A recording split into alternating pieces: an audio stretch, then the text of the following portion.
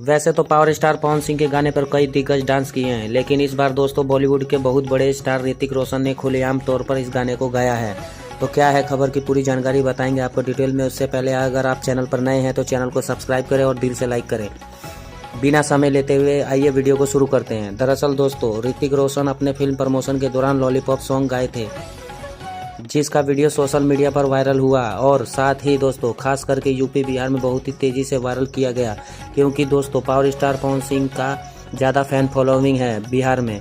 दोस्तों मैं समझ सकता हूं कि आप इस वीडियो को देखे भी होंगे, लेकिन हमारा मकसद ये है सभी व्यक्ति तक न्यूज़ पहुंचाना है। स्टार पवन सिंह कितने बड़े स्टार हैं और इनके गाने पर बहुत बड़े बड़े स्टार डांस करते हैं और ऋतिक रोशन भी किए हैं। इस गाने को भरी मीडिया में गाते हुए दिखाई दिए हैं। पूरी के लिए कहीं ना कहीं बहुत बड़ी उपलब्धि हो सकती है और पवन सिंह के फैंस के लिए भी।